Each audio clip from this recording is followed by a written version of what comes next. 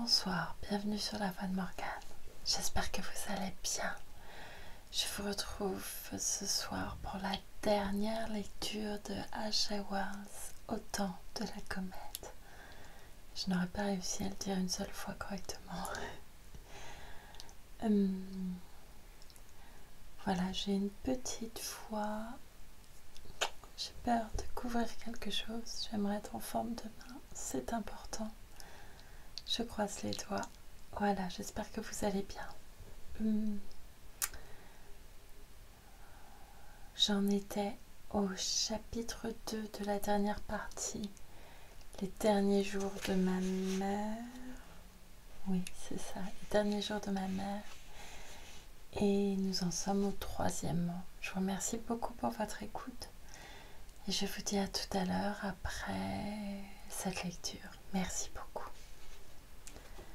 Cette causerie est restée dans ma mémoire à cause de cette agréable décision théologique qu'elle prit, mais nous en eûmes bien d'autres.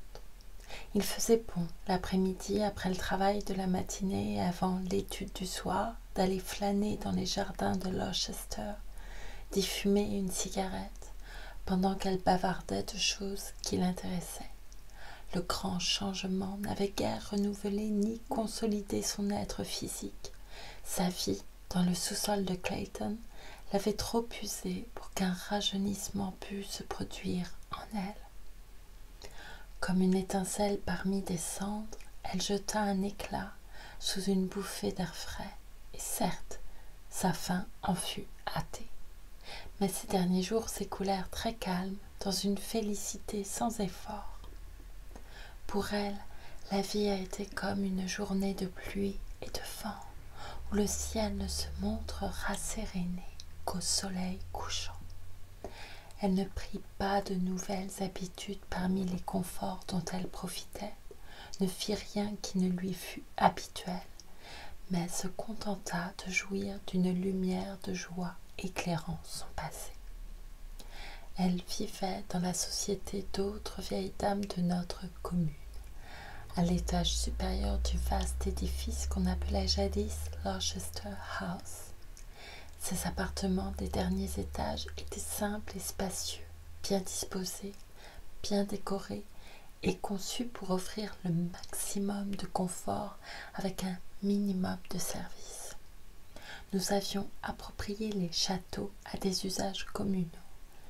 Salles à manger, car les cuisines y étaient grandes et bien outillées, lieux de repos pour les personnes ayant dépassé la soixantaine, etc.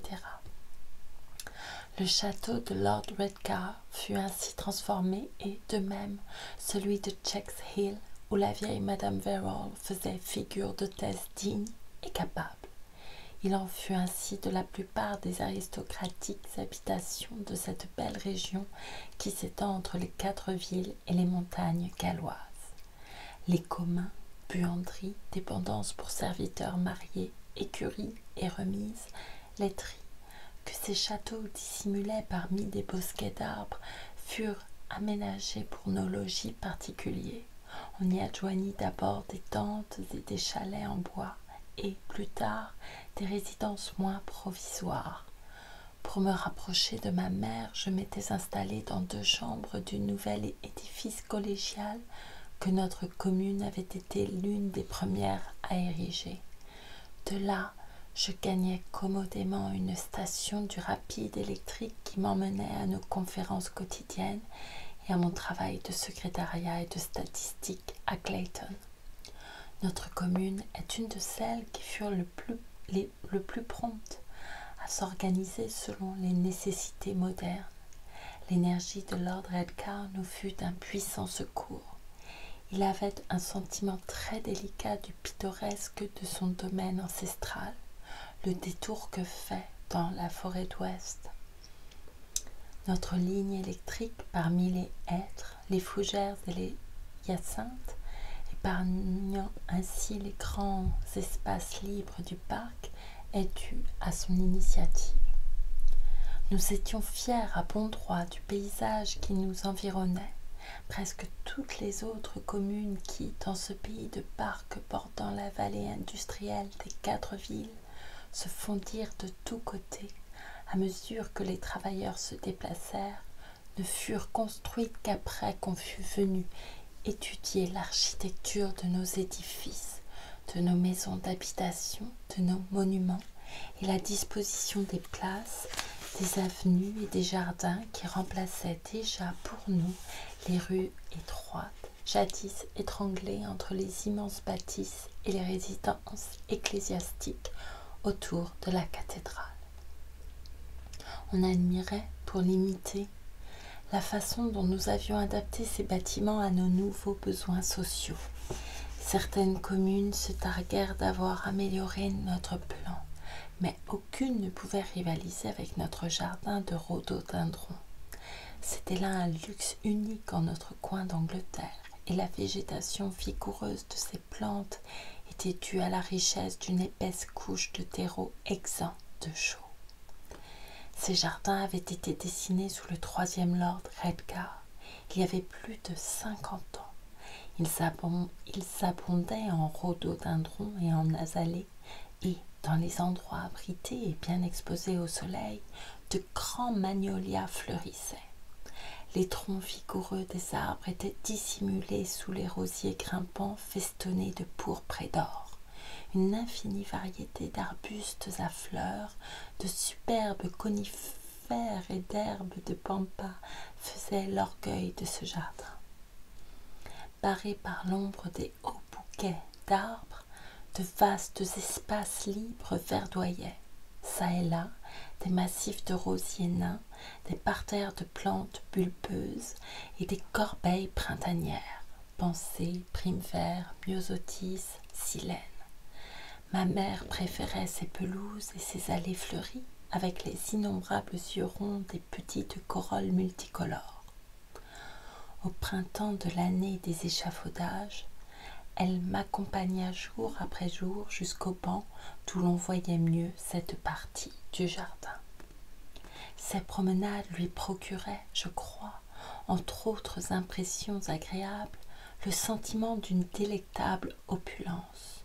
Dans les temps révolus, elle n'avait jamais su ce que c'était que d'avoir un peu plus qu'il ne faut de ce qui est agréable. Elle restait assise, rêvant et bavardant, devant ce spectacle, et il s'était formé entre nous comme une intelligence mutuelle de ce que nous pensions, alors même que nous gardions le silence. « Le ciel est un jardin, dit-elle un jour. Je voulus la taquiner un peu. Il s'y trouve aussi des joyaux, des murailles et des portes serties de pierres précieuses, et des champs ineffables, n'est-ce pas ? Oui, pour ceux qui aiment ces choses, répliqua ma mère avec fermeté, et elle réfléchit un instant. Il y aura de quoi satisfaire tous les goûts, mais pour moi, ce ne serait pas le ciel, mon enfant, si ce n'était un jardin, un beau jardin ensoleillé, avec la certitude d'y rencontrer ceux qui nous sont chers. Vous autres, nés de la génération heureuse, ne pouvez pas vous rendre compte de l'émerveillement des premiers jours, du sentiment inconcevable de sécurité et des extraordinaires effets du contraste. Le matin, si ce n'est au cœur de l'été, je me levais avant l'aube. Je déjeunais dans le train rapide et bien équilibré. Il m'arrivait parfois de découvrir le soleil levant ou sortir du petit tunnel qui perçait la colline de Clayton. Puis, au travail, virilement. Nous avions arraché à la promiscuité des houilles, des minerais de fer et des terres à potier, nos demeures, nos écoles et toutes les douceurs de la vie. Débarrassés désormais de l'obstruction des droits acquis et des timidités anciennes, nous pouvions nous élancer dans de vastes entreprises, combiner une foule d'activités jadis dispersées et entravées par les patrimoines et les propriétés immobilières, grouper et consolider d'immenses énergies, réaliser de la sorte de formidables économies. La vallée cessa d'être un abîme sordide et tragique. Avec ses industries rivales, assuma une manière de beauté propre, une beauté sauvage et surhumaine, faite de force mécanique et de l'ardeur des flammes. On se sentait un titan dans cette Etna. À midi, on s'en revenait, on prenait son bain et on changeait de vêtements dans le train. Puis c'était le déjeuner savoureux à loisir dans la salle du club à Rochester et les causeries de l'après-midi dans la fraîcheur verte et ensoleillée de nos retraites. Parfois, dans ces moments de songerie plus profonde, ma mère se demandait si cette dernière phase de sa vie n'était pas un rêve.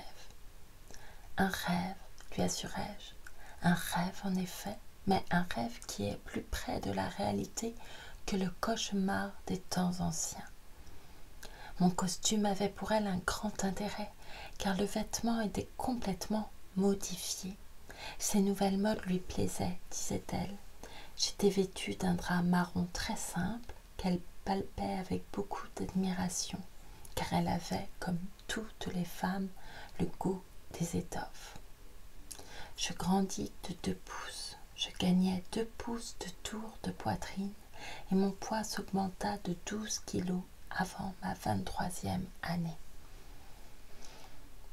Parfois, en joignant ses vieux doigts usés et rugueux, car ses mains ne devinrent jamais douces, ma mère se remémorait le passé.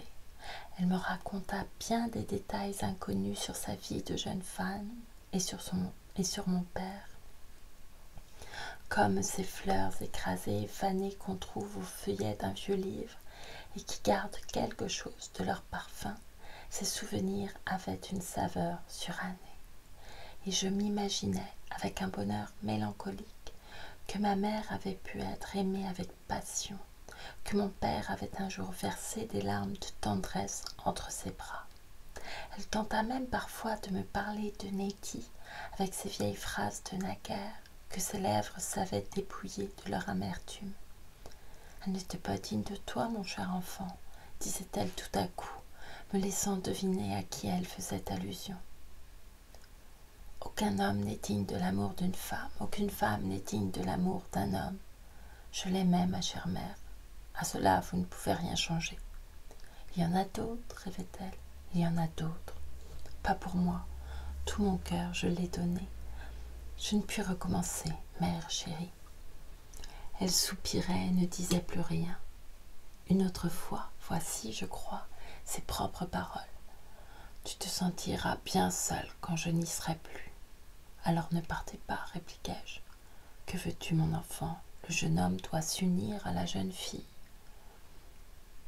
Je ne répondis rien à cela. Tu penses beaucoup trop à Nettie, mon fils. Ah, si je pouvais te voir mariée à quelque gentille épouse, à quelque bonne, à quelque douce fille. Chère mère, je n'ai aucune envie de me marier.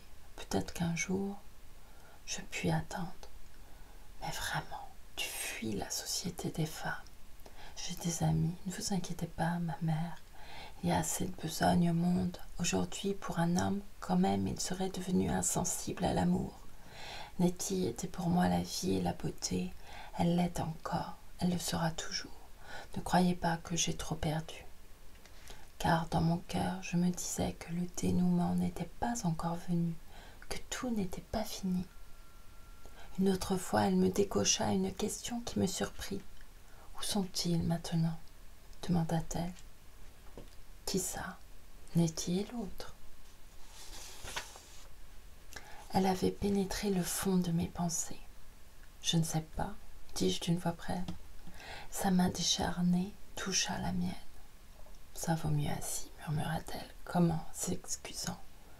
Vraiment, ça vaut mieux. » Et quelque chose dans le tremblement de sa vieille voix me ramenait à ces temps où ses conseils de soumission, ces exhortations suppliantes à la patience, au respect de tout ce qui nous écrasait, éveillaient en moi la colère et l'esprit de révolte.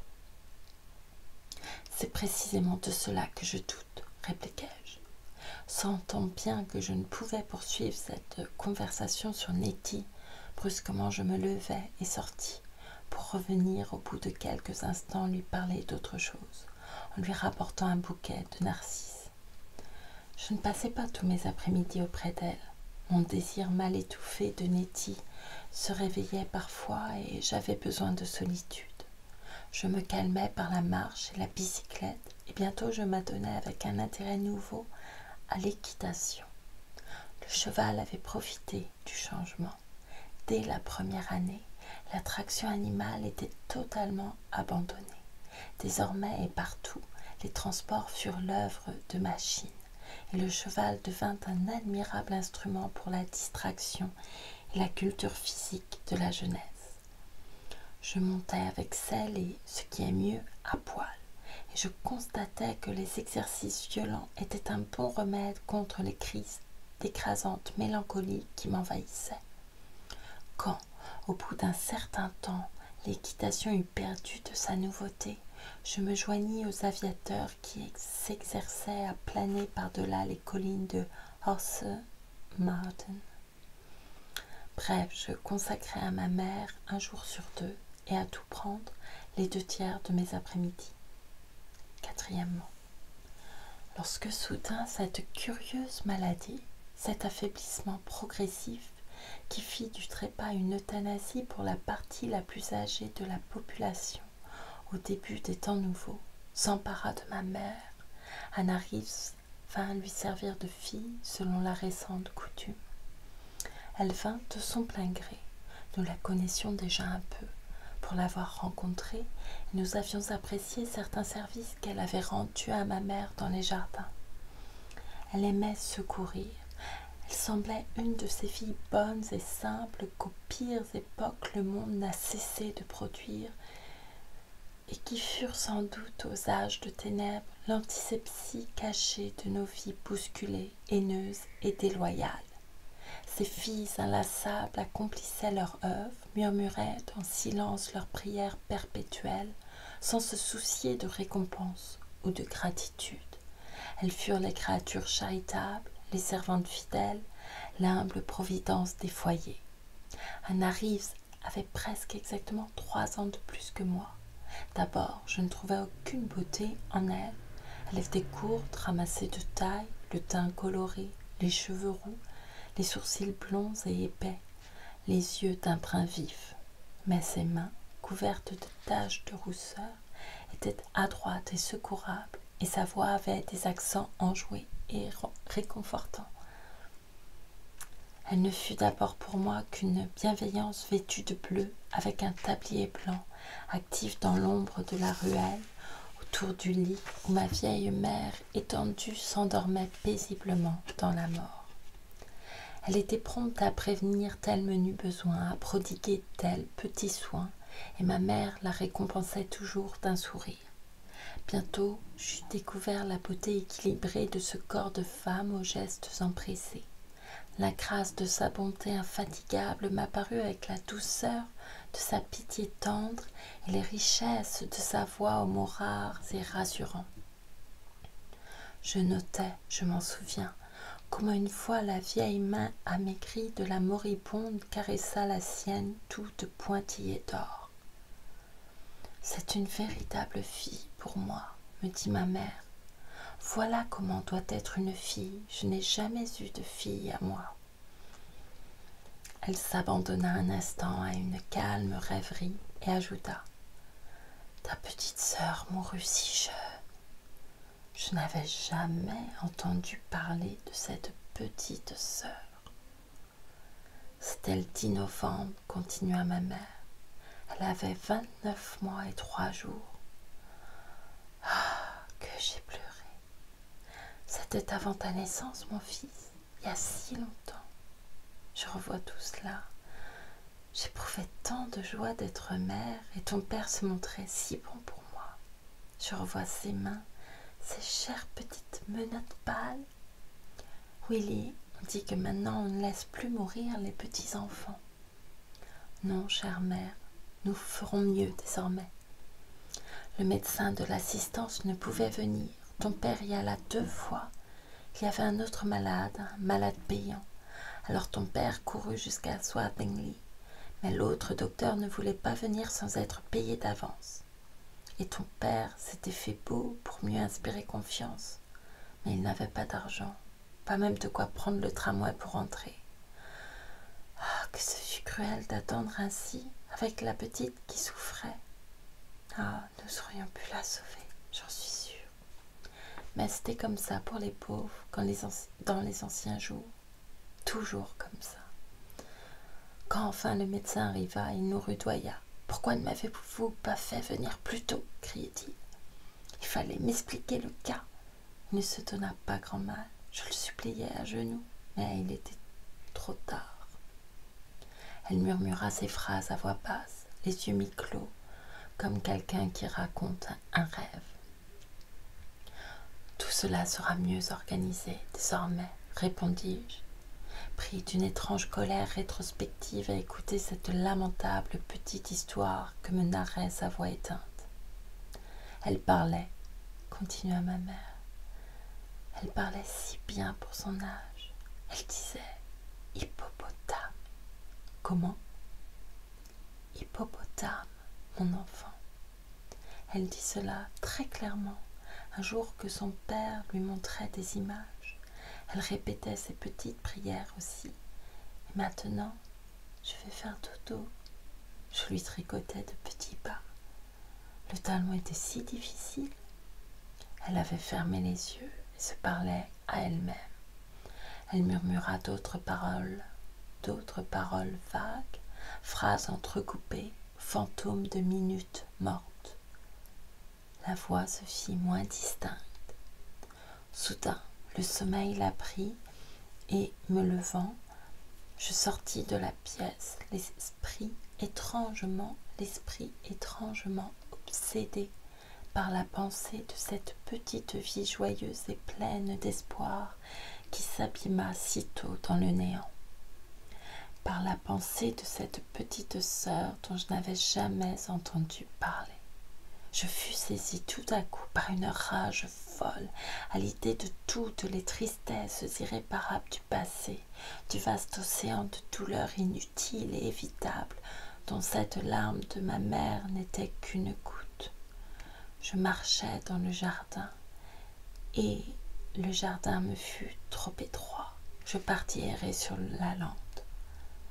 Le passé est passé, m'écriai-je. Et par-dessus ce gouffre de 25 années, j'écoutais les pleurs déchirants de ma mère, ses lamentations sur cet enfant qui souffrit et qui mourut. Le vieil esprit de révolte n'était pas éteint en moi, malgré toutes les transformations. Je me calmai à la fin, trouvant une austère bien qu'insuffisante consolation à songer que le dernier mot des choses nous échappe fatalement à nos intelligences. Je me répétais, ce qui était un plus puissant réconfort, qu'avec la nouvelle force qui nous anime, le nouveau courage, le ton d'amour éclairé qui nous ont été dispensés, nous saurions, si cruelles et navrantes qu'aient été les épreuves d'autrefois, éviter à l'avenir les misères et les douleurs jugées naguère fatales. Nous pourrions désormais prévoir, empêcher, sauver. Le passé est passé, dis-je, avec un soupir, mais plein de résolution, au moment où les 100 fenêtres de Gloucester House, incendiées par les rayons du couchant, me frappèrent la vue. Ces douleurs ne seront plus. Mais je ne parvins que difficilement à me débarrasser de la tristesse commune à ce début des temps nouveaux, tristesse née du souvenir et de l'énigme insoluble de ces vies innombrables dont les pas avaient buté et dont les ténèbres lugubres avaient voilé la chute, avant que notre atmosphère se fût purifiée.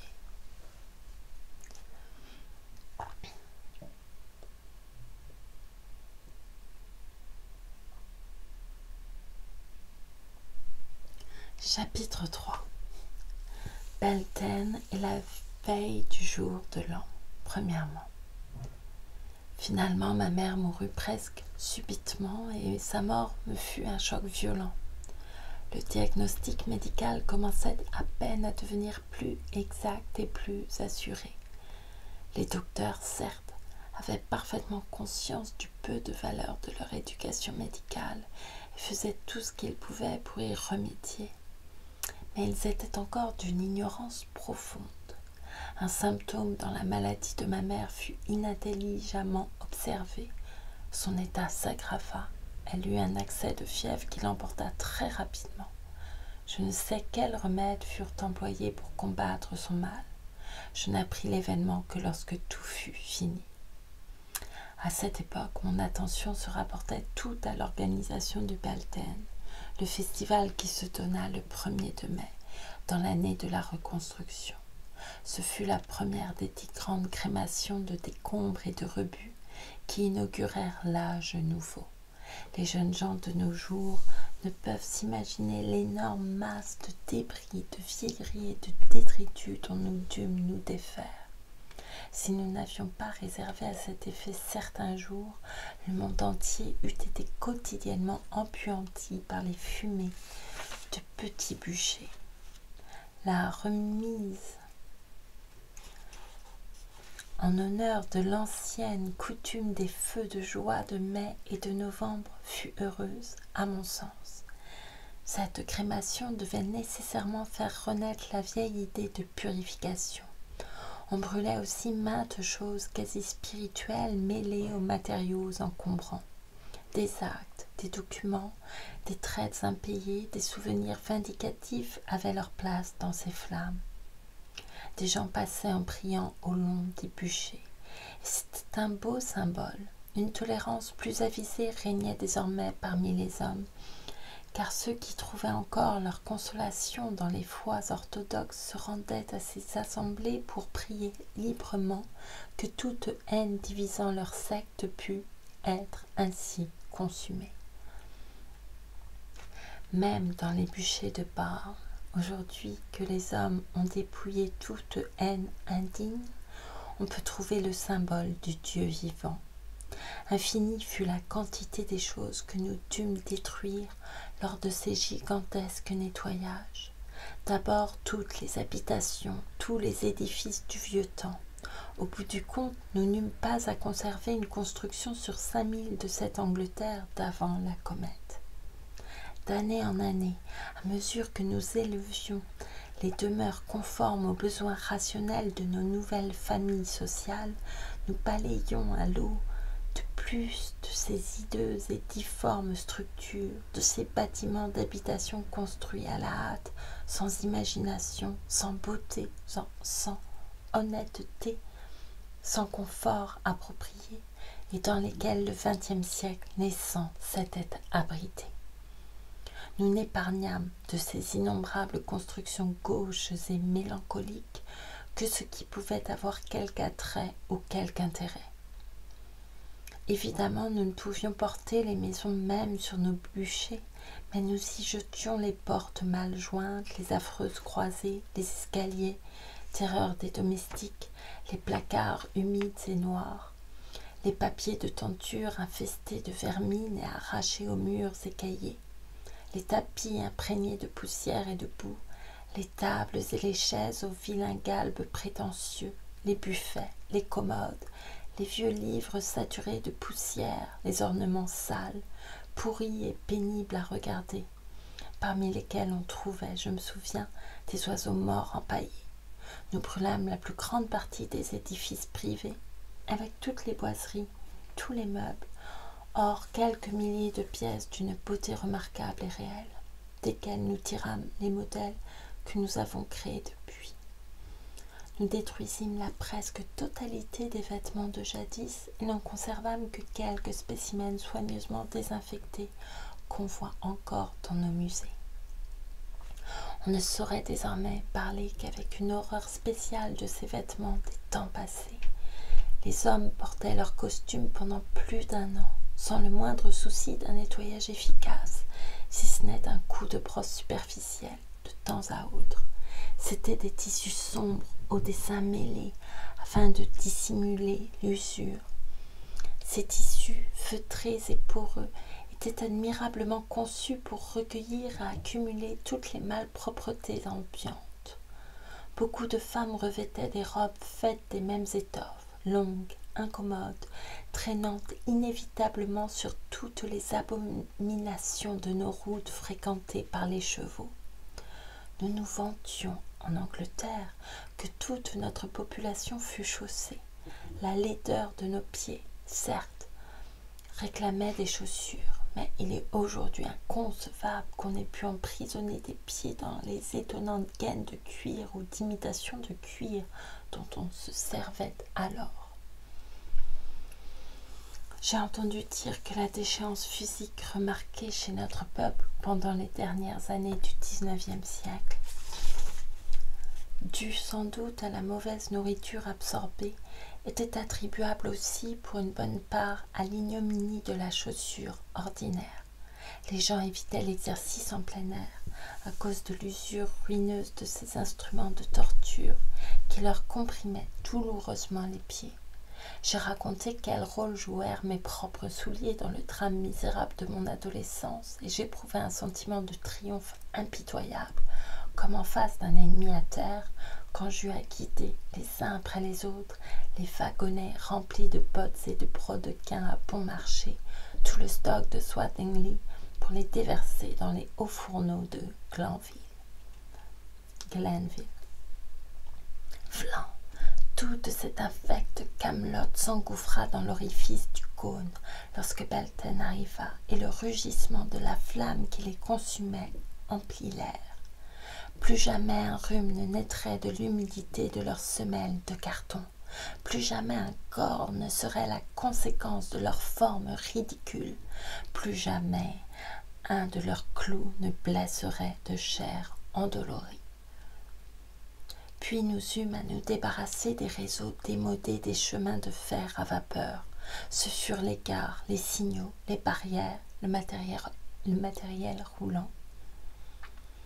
Tout un système d'appareils mal conçus, propagateurs de fumée et de bruit qui, dans l'ancien état des choses, aurait perpétué pendant plus d'un demi-siècle encore cette vieille vie étiolante et obstructive.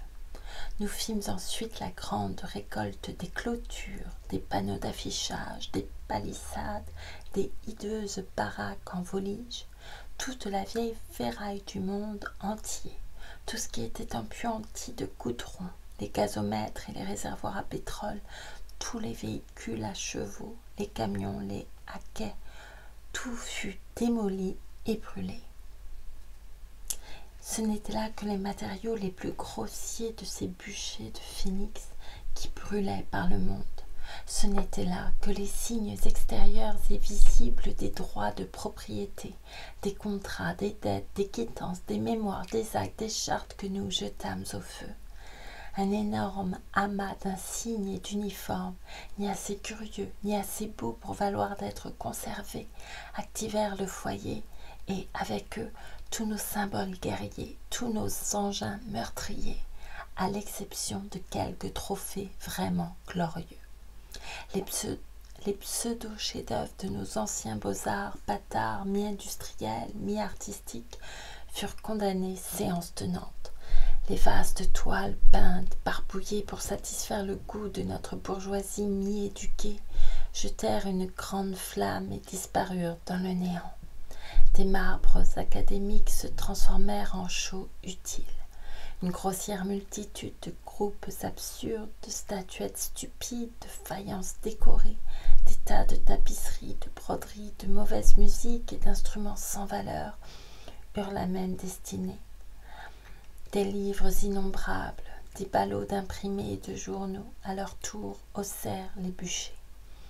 Dans les seules maisons particulières de Swathinglea, dont je jugeais les habitants, apparemment avec raison, totalement illettrés, nous recueillîmes toute une charretée d'exemplaires à bon marché des classiques anglais, insipides pour la plupart et presque dans leur état neuf, et nous eûmes de quoi surcharger un vaste camion avec les romans à 2 sous, en livraison usée et maintes fois feuilletée, lavasse littéraire, dégorgement de l'hydropésie intellectuelle de la nation. Et il me semblait, en recueillant ces publications, que nous amassions là plus que du papier imprimé.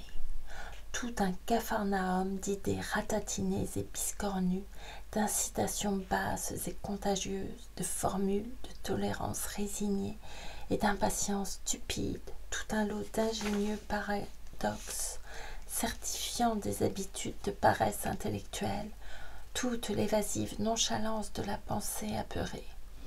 Et j'en éprouvais mieux qu'une satisfaction maligne à prêter mon concours à cette besogne. J'étais si absorbée, disais-je, par ce travail de boueux que je ne remarquais pas, comme je l'eusse fait dans d'autres circonstances, les changements imperceptibles qui modifiaient l'état de ma mère. À vrai dire, je la croyais mieux portante. Elle avait le teint plus animé, elle causait davantage.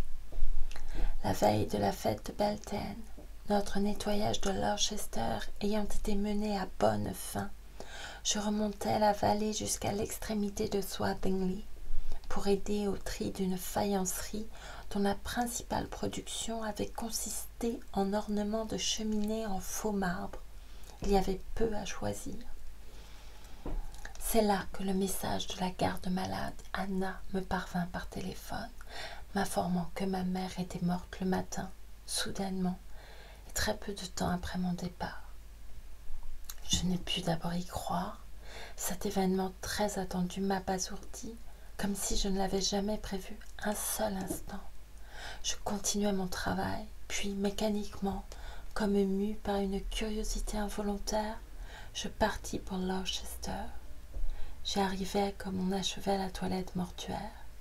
On me fit voir le visage livide et calme de ma vieille mère, si paisible, mais, à mon sens, un peu froid et dur d'expression, changé et peu familier, parmi les fleurs blanches. J'entrai seule auprès d'elle, dans la pièce silencieuse, et demeurai longtemps debout à son chevet. Puis je m'assis et méditai. Enfin, cédant à un étrange besoin de silence, avec un abîme de solitude béant devant mes pas, je sortis de cette chambre et redescendis vers la vie, vers un monde au regard clair, un monde actif, bruyant, heureux, et occupé à ces derniers préparatifs de la grande crémation du passé et des choses désuètes.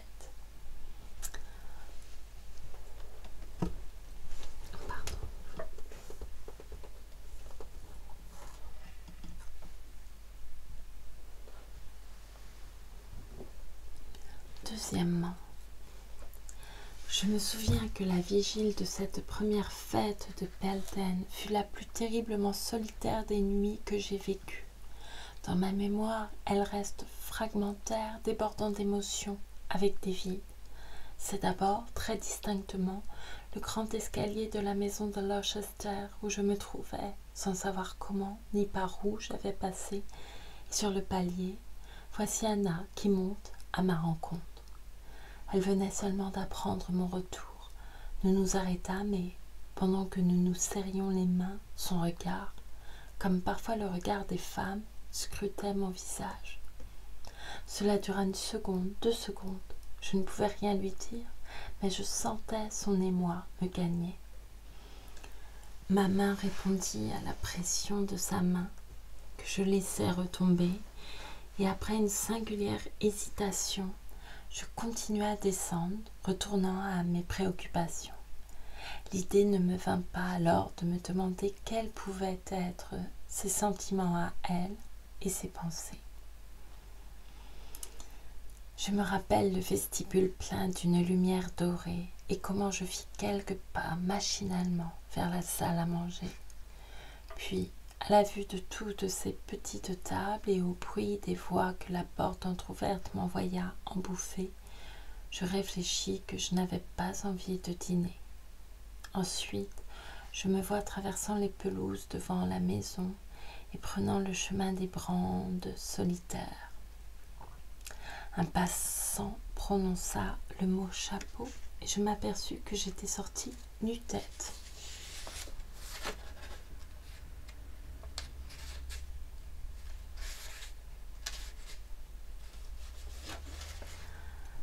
Les ombres s'allongeaient sur le gazon, doré des rayons du soleil couchant. Le monde était étrangement vide, me semblait-il, sans Nettie et sans ma mère. Les choses n'avaient plus de raison d'être. Nettie reprenait sa place dans mes pensées. Puis, me voici sur les brandes.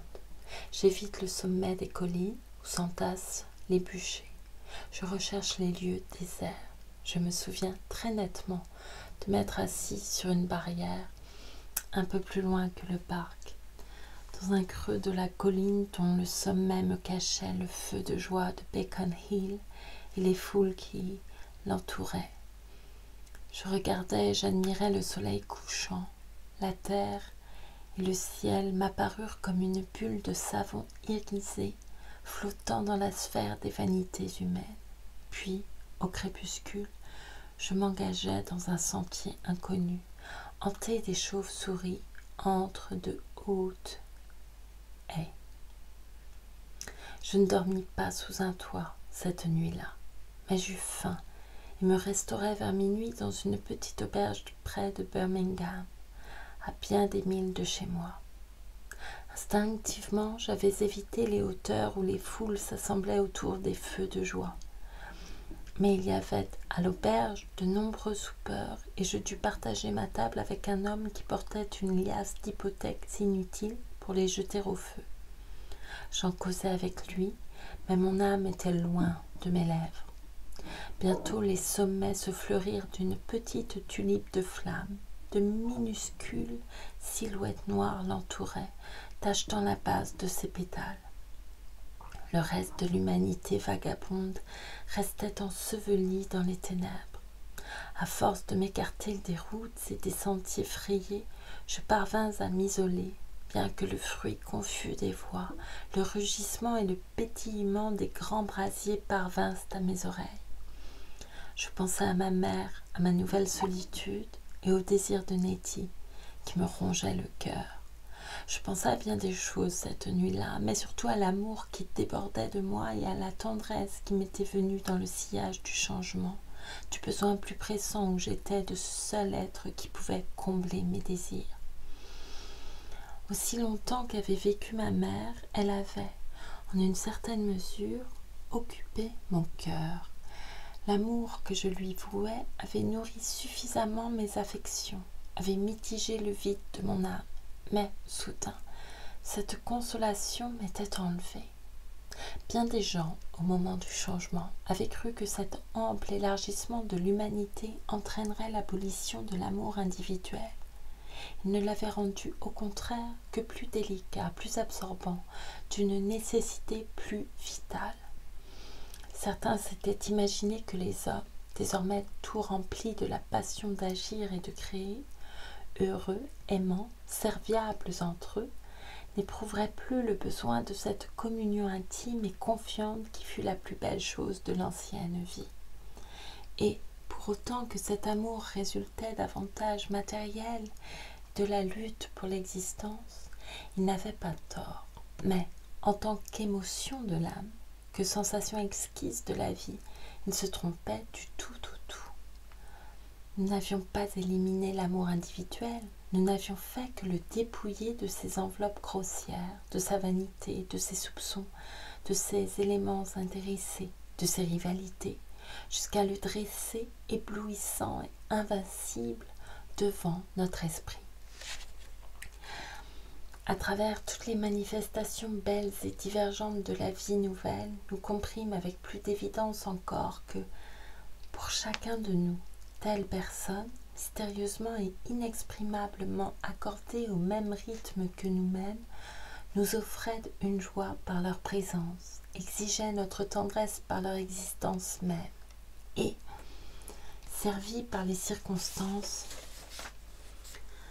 leur idiosyncrasie, en s'unissant à celle de leurs amants prédestinés, devait former une harmonie complète et prédominante. Ces personnes étaient l'essentiel de la vie.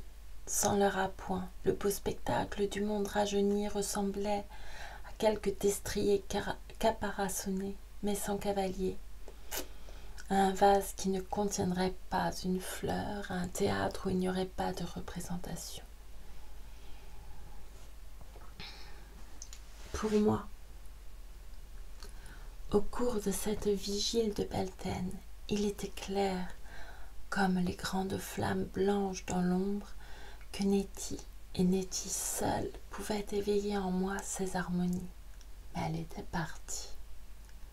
Je l'avais renvoyée de moi, je ne savais où la trouver. Dans un accès de vertu inconsidérée, je l'avais retranchée à jamais de ma vie.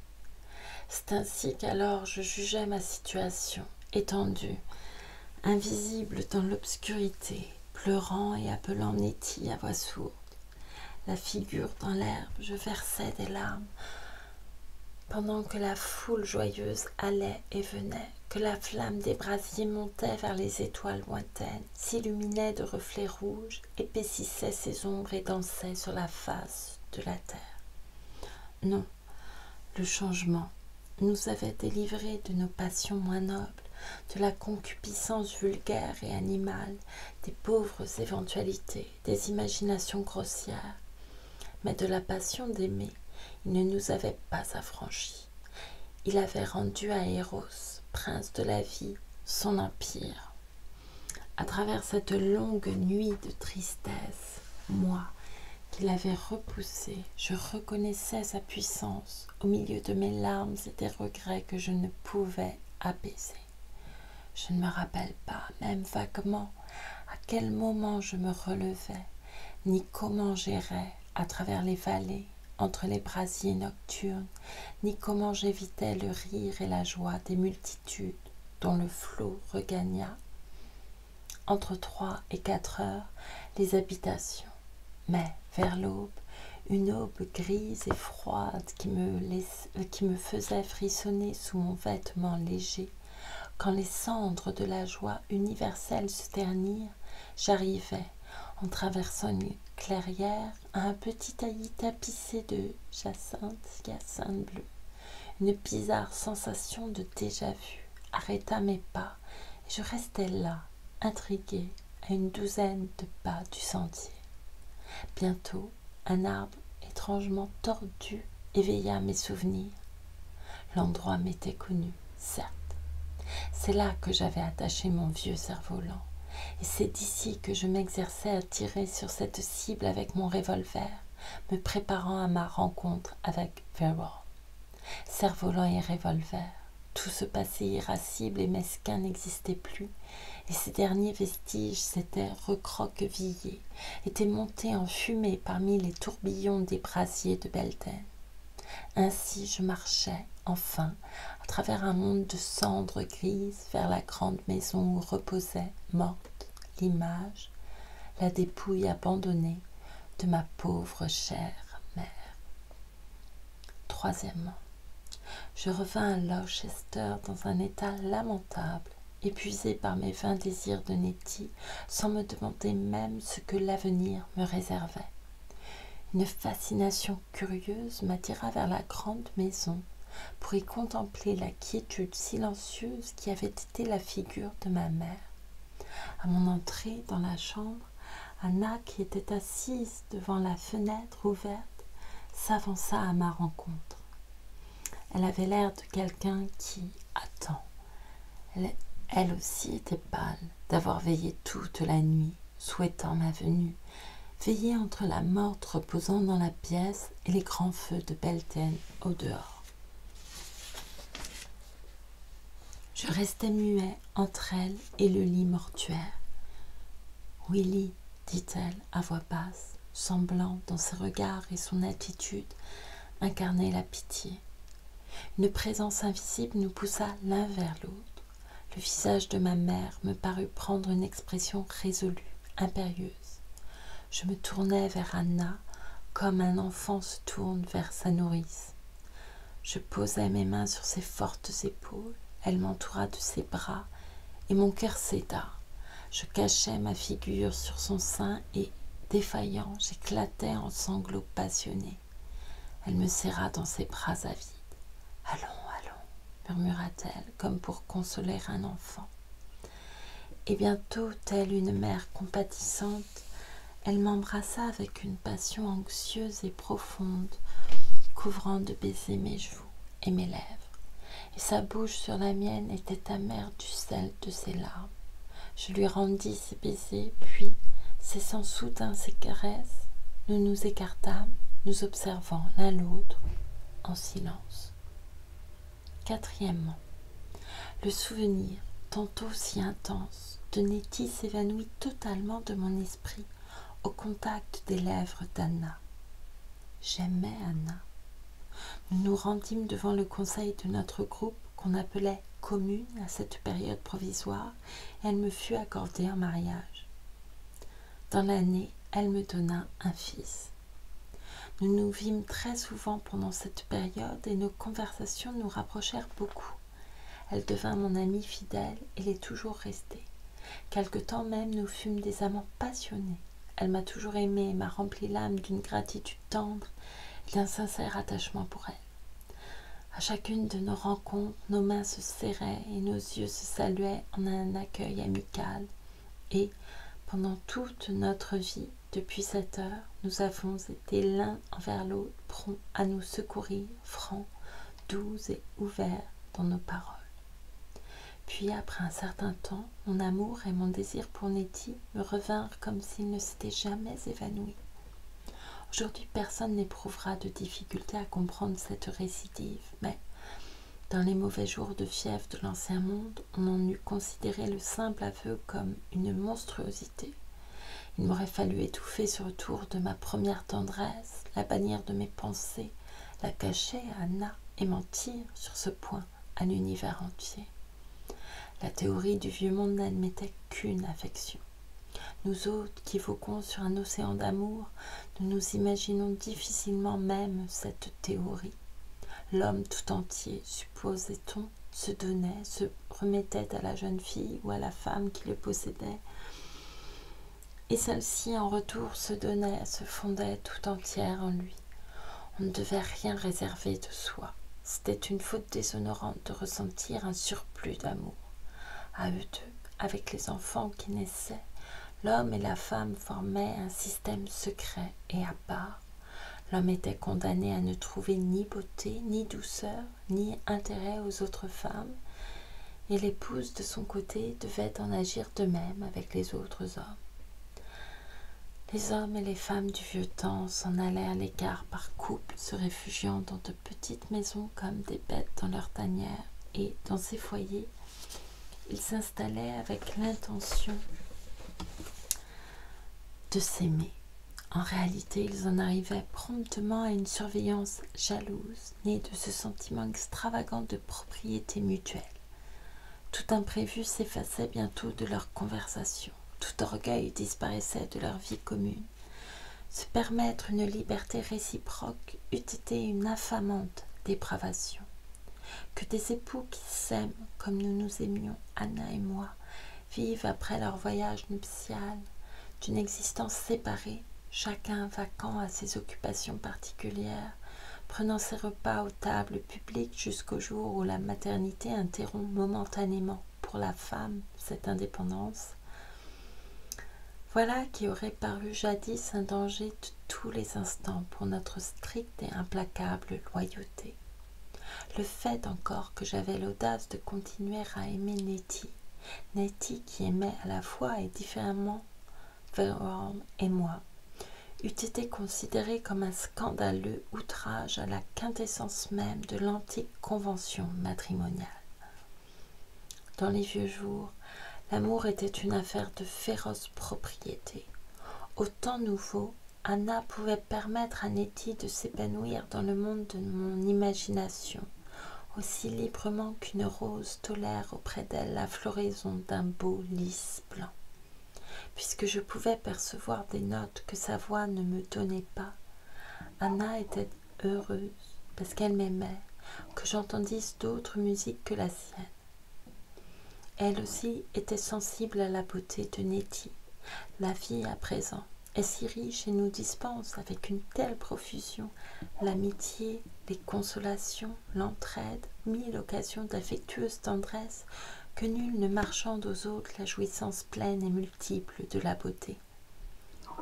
Depuis le commencement, Nettie était, pour moi, l'image de la beauté, la forme et la couleur du principe divin qui illumine le monde. Pour chacun, il existe des types, des visages et des formes, des gestes, des voix et des intonations qui ont ce caractère inexplicable et inanalysable.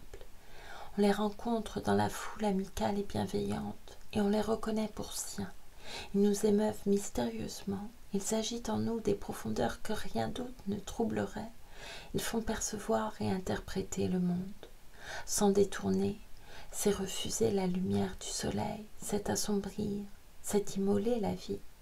J'aimais Nettie, j'aimais tout ce qui lui ressemblait dans la mesure de cette ressemblance. J'aimais toutes les femmes qui me la rappelaient par la voix, les yeux, les formes ou le sourire. Entre Anna, mon épouse, et moi, il n'y avait aucune amertume de ce que la grande déesse, l'immortelle génitrice, l'Aphrodite, reine des mers vivantes, visita ainsi mon imagination. Notre amour n'en était en rien diminué, puisque maintenant, dans notre monde transformé, l'amour est sans limite. C'est un filet d'or jeté sur le globe et qui enveloppe l'humanité entière. Je songeais beaucoup à Nettie, et chaque fois que j'étais émue par des choses belles, musique affinée, couleurs pures et profondes, toutes les pensées tendres et solennelles, son image m'apparaissait. Les étoiles et le mystère du clair de lune étaient à elle. De la lumière, elle en avait les cheveux poudrés. Dans ses boucles, comme des fils d'or, s'entrelaçaient des rayons du soleil. Un jour, à l'improviste, une lettre d'elle me parvint. C'était la même écriture large et claire, mais avec des expressions nouvelles. Nettie me disait maintes choses. Elle avait appris la mort de ma mère et, depuis, ma pensée avait fini par l'obséder à un point tel qu'elle se risquait à rompre le silence que je lui avais imposé. Nous échangeâmes plusieurs lettres, comme des amis ordinaires, avec une certaine contrainte entre nous au début, car dans mon cœur croissait une fois de plus un désir douloureux de la revoir. Je m'obstinai quelque temps à ne pas lui faire part de ce désir, mais à la fin je ne pus y résister plus longtemps. C'est ainsi que le premier jour de l'an 4, elle vint me trouver à Lauchester. Avec quelque netteté, par-delà un abîme de 50 années, je me rappelle cette arrivée. J'allais au bout du parc au-devant d'elle, afin que notre rencontre n'eût pas de témoin. Le matin était clair et froid, sans un souffle. Une neige immaculée tapissait le sol, et les arbres étaient festonnés d'une dentelle immuable, où luisaient, en cabochon, des cristaux de glace.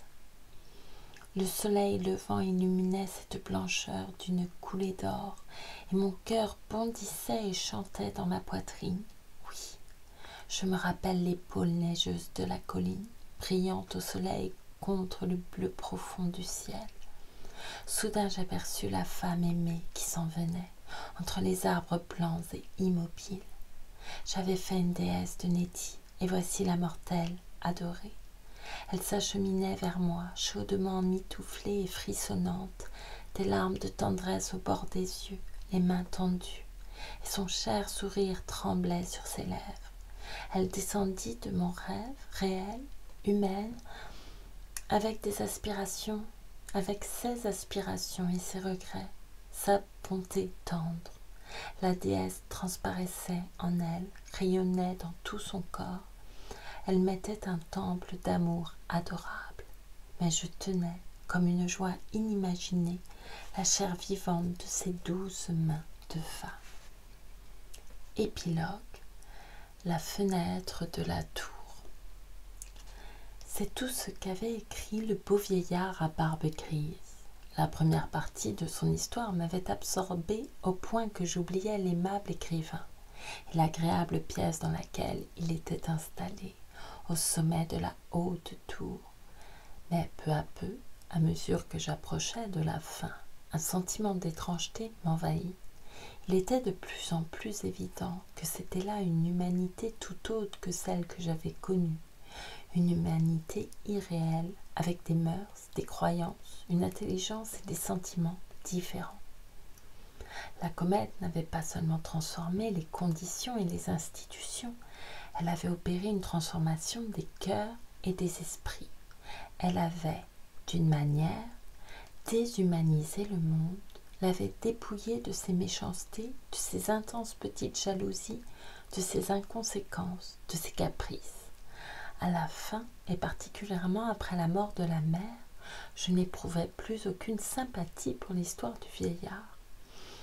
Ces bûchers de Beltaine avaient consumé en lui quelque chose qui brûlait avec ardeur en moi et me révoltait contre le retour de Nettie. Mon attention diminua. Je ne me sentais plus d'accord avec lui. Je ne saisissais plus aussi complètement le sens de ses phrases.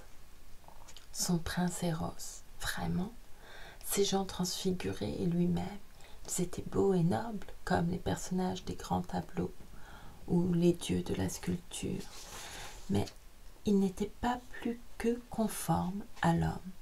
À chaque phase du changement, l'abîme s'élargissait et il devenait plus malaisé pour moi de suivre le récit. Je remis sur la table les derniers feuillets et son regard animal croisa le mien. Il était difficile de ne pas aimer ce vieillard. J'éprouvais un embarras subtil à poser la question qui me rendait perplexe et, cependant, il me semblait absolument essentiel de la poser. « Est-ce que, demandai-je, vous êtes devenus amants ?»« Certes oui, répondit-il en me considérant avec étonnement. Mais votre femme ?» Il était évident qu'il ne me comprenait pas. La crainte de commettre une indélicatesse me retenait.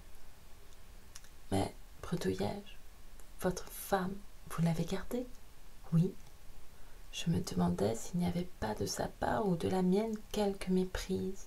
Je risquais une question encore plus audacieuse. Nettie n'eut-elle pas d'autres amants? Une femme aussi belle, je ne sais combien d'autres aimèrent la beauté en elle, et j'ignore chez combien d'autres elle l'aima aussi. Mais, à dater de ce jour, nous fûmes tous quatre fort intimes, comprenez-vous? Nous fûmes amis et amants personnels dans un monde d'amants. Tous quatre, en comptant Verworth. Je devinais tout à coup que les pensées qui s'agitaient en mon esprit étaient honteuses et viles, que les soupçons incongrus, que les grossièretés et les basses jalousies de mon antique monde n'existaient plus pour ces âmes habituées à une vie belle et noble. Alors, dis-je, voulant faire preuve d'idées larges, alors vous êtes créé un foyer à quatre. Un foyer? Il leva les yeux sur moi, et je ne sais pourquoi je baissais les miens jusque sur mes pieds. Quelle chose mal conditionnée, incommode et lourde qu'une bottine. Et comme mes habits me paraissaient déplaisants et rococo, comme je détonnais au milieu des objets parfaits de cette pièce harmonieuse. Un instant, je ressentis une impulsion de révolte et de haine, avec un désir violent de sortir sur le champ. Après tout, rien dans l'ambiance n'allait avec mon genre. Je voulus à tout prix dire quelque chose qui le vexerait, qui lui rabattrait le caquet, lancer une accusation offensante qui l'obligerait à préciser et à confirmer mes soupçons. Je relevai la tête. Le vieillard était debout. « J'avais oublié, dit-il. Vous vous figurez sans doute que l'ancien ordre de choses persiste encore. Un foyer. » Il étendit la main et, sans le moindre bruit, la fenêtre s'élargit et s'abaissa devant nous. La splendide perspective d'une cité de rêve s'étendit sous mes yeux. Pendant un moment de lucide clarté, je la contemplais. Ces galeries, ces places spacieuses, ces arbres aux fruits dorés, ces eaux cristallines, ces musiques et ces réjouissances, l'amour et la beauté se déroulant par ces rues entrelacées et variées. Je voyais les gens les plus proches distinctement à présent, et non plus dans le miroir déformateur suspendu au plafond. À coup sûr, ils ne justifiaient guère mes soupçons. Et cependant, c'étaient les mêmes gens que l'on voit sur terre, les mêmes, sauf qu'ils étaient changés. Comment exprimerais-je ce changement? Comme une femme est changée aux yeux de son amant, comme une femme est changée par l'amour d'un amant. Ils étaient exaltés. Debout aussi, à côté de lui, j'admirais le spectacle. J'étais quelque peu troublée, les pommettes et les oreilles rouges, par le souvenir de mes curiosités inconvenantes et par le sentiment horripilant des différences morales qui nous séparaient si profondément. Il était plus grand que moi. Le voilà, notre foyer, dit-il, avec un sourire fixant sur moi ses yeux pensifs. Et c'est la fin d'Autant de la comète d'H.G. Wells.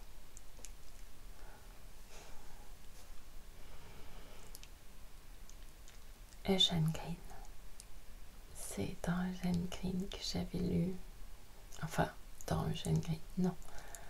Je ne peux pas me rappeler le titre. Mais il parlait de la poésie.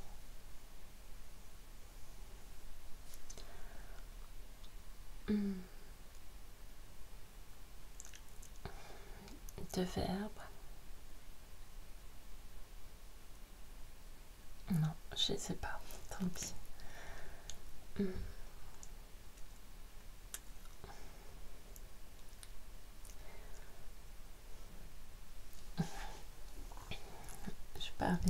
J'ai parlé il y a quelques épisodes de cela du fait que parfois les images faisaient sortir du récit dans ce livre et que j'avais lu ça quelque part, mais c'était sur la poésie et c'était cet homme que je trouve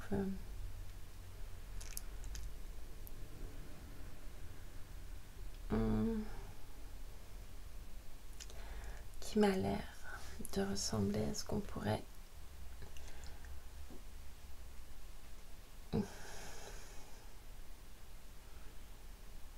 considéré comme un érudit aujourd'hui. Je pense que c'est difficile à notre époque d'être érudit, tant il y a de masse de connaissances à disposition.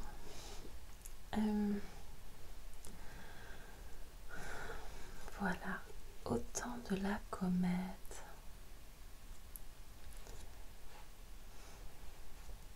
Je ne suis pas certaine.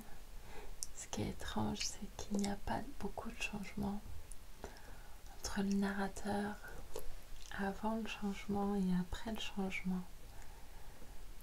Il énonce des intentions, mais dans sa façon d'être, envers sa mère, ou je vois pas beaucoup de changements.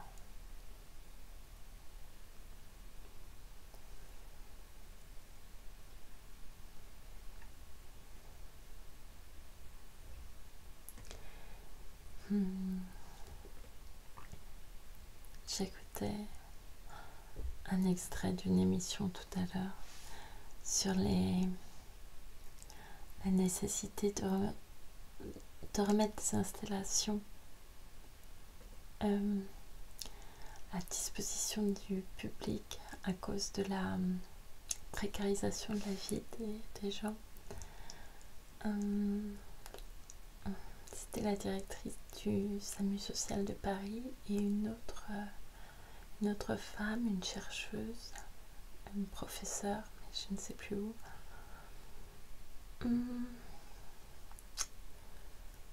Notamment et de la nécessité d'avoir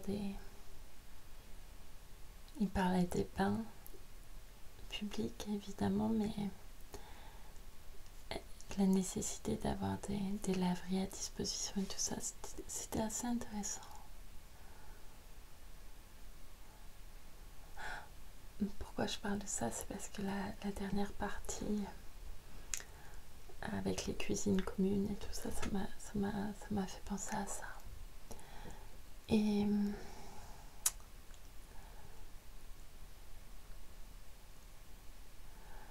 oui, pour l'instant, le changement, il a l'air plutôt de basculer dans un sens moins favorable. Je souris, mais c'est parce que je garde toujours l'espoir et que je veux y croire. Mais c'est vrai que le changement, pour l'instant, il fait peut-être plus peur qu'autre chose. Et vous savez, je lisais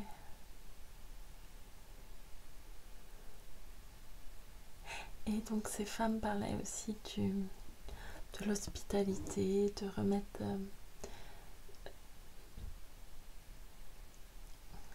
de transformer les villes de façon à ce qu'elles soient plus, et pas seulement au niveau de ces infrastructures, mais dans plein de domaines, de les rendre plus accueillantes, plus hospitalières, plus chaleureuses. Et ça m'a fait penser à... Non, vous ne le savez pas, mais j'ai commencé à lire l'Odyssée. Et c'est vrai que vous voyez, quand Ulysse rentre chez lui,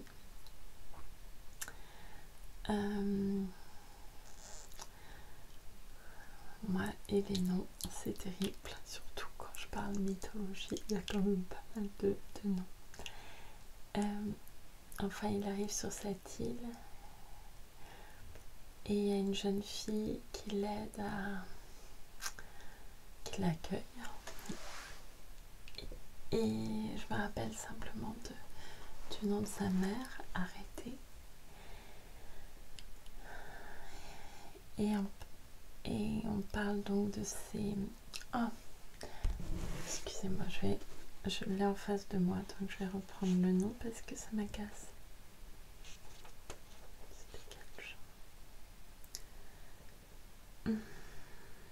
Alkinoos.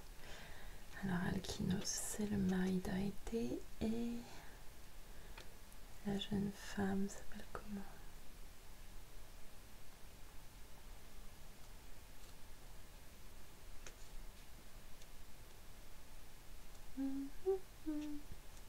Faut pas être Nausicaa.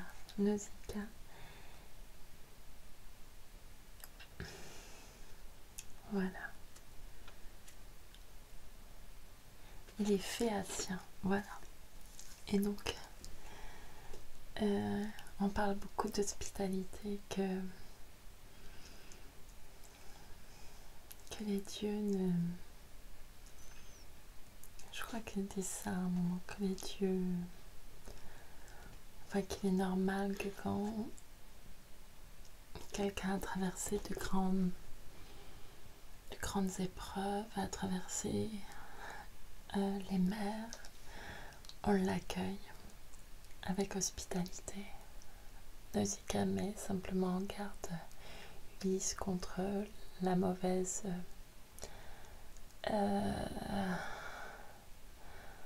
contre la brutalité des Phéaciens.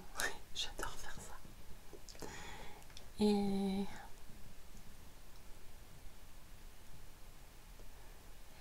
je trouve ça assez drôle qu'on parle déjà d'hospitalité, et même avant chez Homère, quand on voit ce qu'on en a fait pour l'instant en ce moment, quand on voit les personnes qui traversent la Méditerranée, notamment l'accueil qu'on leur réserve, c'est pas un accueil, c'est le contraire. C'est assez terrible, on n'apprend donc rien, apparemment. Mais je garde bon espoir. Même si c'est vrai que... Bon, je l'avais vu venir depuis tant d'années, mais... L'Europe est extrêmement décevante là-dessus. Extrêmement décevante.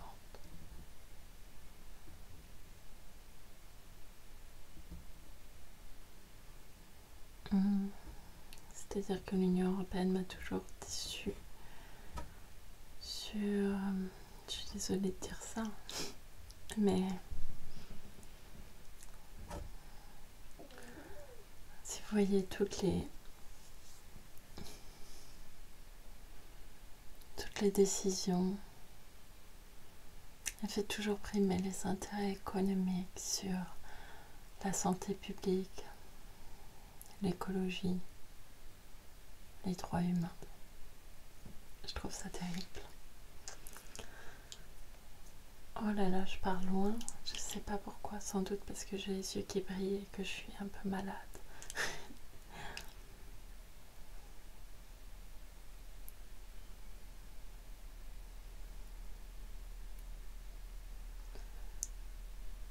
Voilà.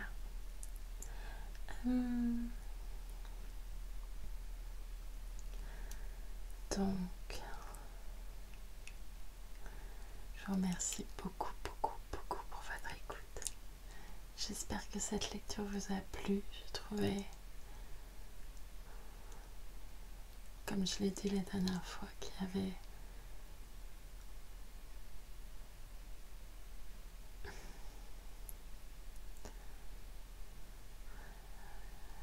je ne sais pas. Il me semble qu'à beaucoup de niveaux, il y a des failles dans son programme, que ce soit au niveau de l'intimité ou au niveau de... c'est pas des failles, mais c'est un programme sans le détail de comment faire, comment changer. Cela dit, c'était quand même intéressant, cette lecture. Mais un peu long. Je vous remercie beaucoup. J'ai hâte pour d'autres lectures, que ce soit à la recherche du temps perdu. Attention, je vais tout dévoiler. À la recherche du temps perdu, l'Odyssée ou Jane Eyre que j'ai commencé. Il y a aussi Le Dernier Amour que je dois reprendre. Je tiens à faire une sorte d'équilibre entre les auteurs et les autrices. Et voilà.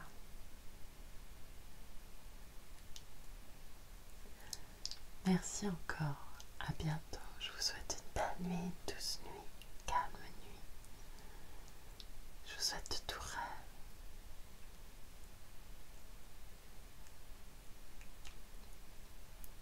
Faites bien attention à vous. À bientôt.